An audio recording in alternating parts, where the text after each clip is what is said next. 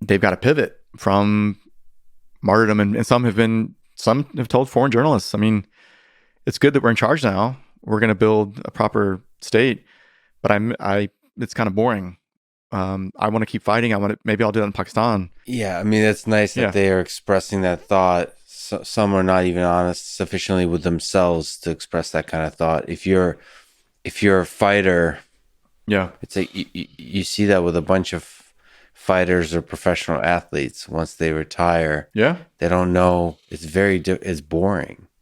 And so, like, if the spirit of the Taliban, even the best version of the Taliban is to fight, is to be martyrs, is to paint the world as good and evil, and you're fighting evil and all that kind of stuff. That's difficult to imagine how they can run an education system, a banking system, respect all kinds of citizens with different backgrounds and religious beliefs and women and all that kind of stuff. So and they've walked into Kabul and other major cities. Some are young, they didn't know those places, but also the very important obstacle for them is that Afghan society has changed. I mean, it's not what, even for the older guys, it's not what they knew in the 1990s.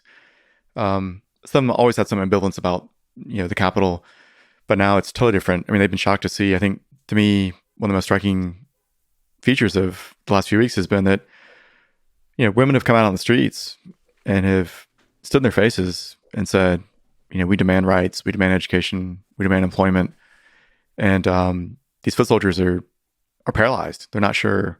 They don't know what to do with women, period. Yeah. And they don't know what to do with being yelled at and having someone stick their fingers in their faces. I mean, this is not what they've imagined. And so I think, and at this juncture, there are still foreign cameras around. So they have committed acts of violence against women, against journalists. They've beaten people. Yeah. They've disappeared people. Even with cameras around, even in this tense period. Yeah, but I think that when the cameras, retreat, and that's likely to happen, it's going to get much worse, I think. So the challenge now is, can the Taliban rule? And then this is where the diplomacy is so important, because the Taliban can't rule in isolation, and they know that. And part of the success is due to the fact that they became very good at talking to other people in the last, it's been building for the last decade, but I'd say the last 5 years. I mean, they always had Pakistan's backing. And so the Taliban we noted they're a military force, very effective guerrilla force. They beat NATO. I mean, it still hasn't sunk in. I mean, the fact that they, with light arms, using suicide attacks, using mines, improvised explosive devices, machine guns. In recent years, they got sniper rifles, and from the summer they got American equipment on a broad scale, right?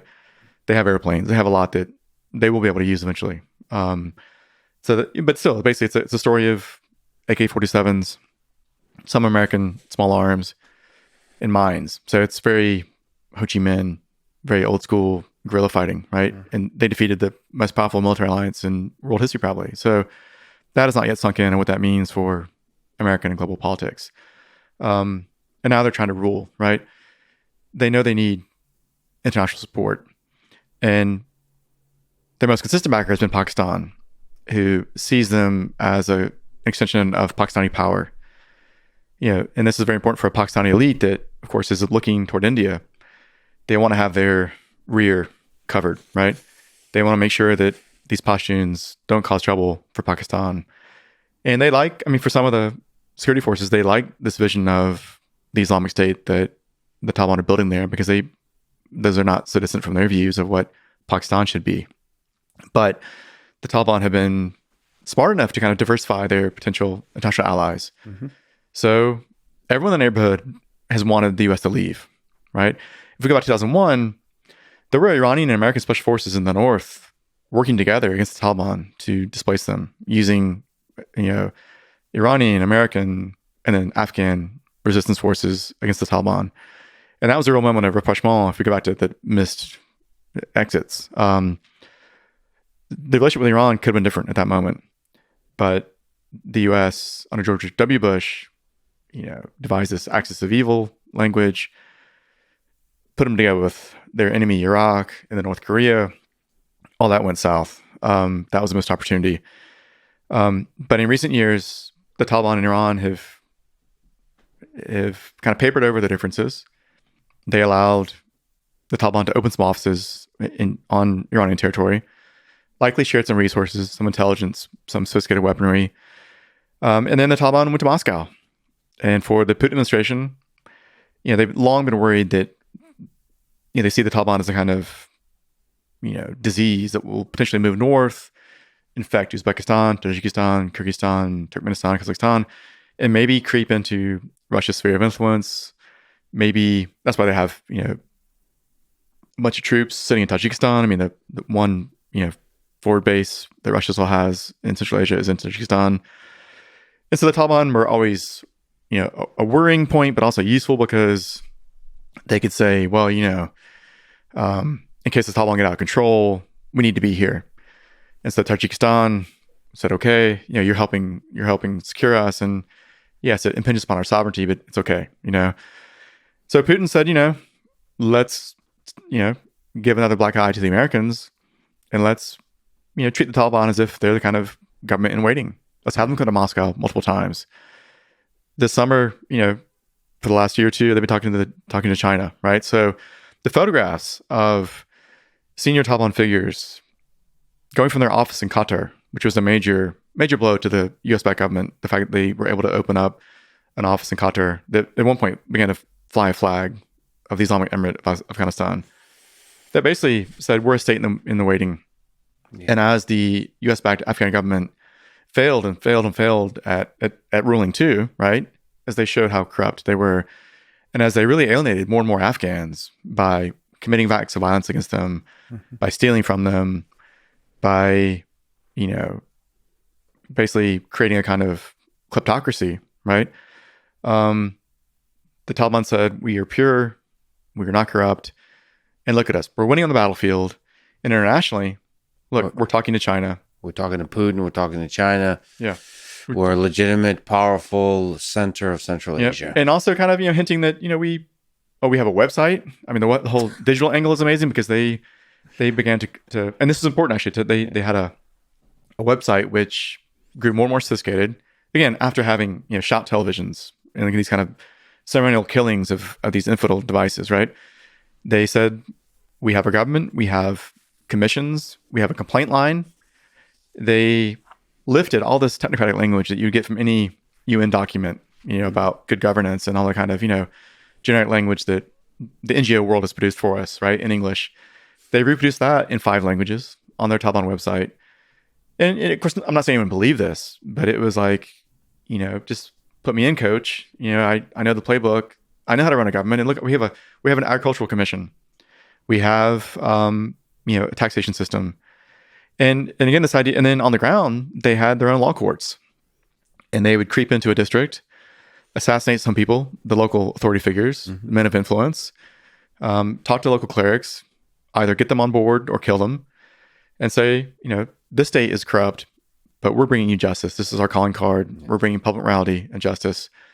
And then to a broader world, they said, things didn't go perfectly. The whole Al-Qaeda thing, wish we could have a do-over on that. We're not going to let anyone hurt you from our territory. We just want to rule. And people like us and look. And so if we look at the neighborhood, Iran, even Central Asian states, after a while, recognizing they could make some money. I mean, one thing that Uzbekistan likes about the current arrangement, or they're not hostile to, is that they have all these contracts. They can potentially make some money from, the pipeline dream remains alive, running natural gas, oil to, eventually the Indian Ocean, to markets, beyond Central Asia. It's sitting on a couple $1 trillion probably in mineral resources that China would love to have, of course. And so people are looking at Afghanistan now after 20 years saying, under American rule, it was a basket case, right? There was immense human suffering, incredibly violent. The world did not start counting civilian casualties in Afghanistan until 2009. I mean, think about that. The war went on for 8 years. The Taliban were never really defeated. They just went to Pakistan. They went to the mountains. They went to the woods. And so all these different American operations, as you noted, under Bush, Obama, Trump, and so on, killed countless civilians. the U.S. never accounted for that. We never even counted. Trump escalated the civilian casualties by escalating the air war, but a lot of this was like very ugly on the ground, night raid stuff where you drop into a hamlet and massacre people, and then you're not honest about what happened, right? So that dynamic continued to fuel the growth of the Taliban from below. So the foot soldiers, they never ran out of foot soldiers. I mean, the U.S. and its allies killed tens of thousands, maybe hundreds of thousands of Taliban fighters over the last 20 years, but they just sprouted up again. And part of that was the kind of solidarity culture, the male bonding of martyrology, of martyrdom, and of revenge, and a sense of the foreign invader. And I've heard, I haven't taught a ton of U.S. military people, but through the Hoover, they put officers in our classes sometimes, and met a few wonderful, Army and Marine officers who I really enjoyed. We came from the South like me, always had great rapport with them, and they expressed a range of opinions about this. I think that, I learned a lot from some of them who said, yeah, I get that. I get why they hate us. I get why they're still fighting, because, last week we just killed 14 of their, fellow villagers. So the officers, the guys on the ground, fighting this war, we're not stupid about that. I mean, they got the human dimension of that, and yet no one got off the exit, as you said. People kept driving. But going forward now, internationally, it's critical that they have. I mean, they've had meetings. I mean, what the Taliban have done since August 15th is a lot of diplomacy. They've had meetings. They've had people. They've had Tashkent come. They've had Beijing come. They've had Moscow come. I mean, they've had major visits from Islamabad, from security people, from diplomatic circles, and they're counting on things being different this time. I mean, the first time around, the only people who backed the Taliban by recognition, giving them diplomatic recognition, were the Saudis, the Pakistanis, and the UAE. And because of Al-Qaeda, because of opium, because of some of the human rights stuff, the U.S. pushed everyone to let's not recognize the state. Even though the U.S. did. I mean, Colin Powell famously, the summer of 2001, we did give a few grants and aid to the Taliban as a kind of massaging negotiations. They kept talking about bin Laden, but they also wanted them to stop opium production. I mean, Afghanistan, throughout all this period we've talked about, is the global center of opium production. I mean, over the years, more and more of the Afghan economy, continued to today, is devoted to the opium trade. Opium, which is the thing that leads to heroin. Yep. Some of the painkillers. Yep.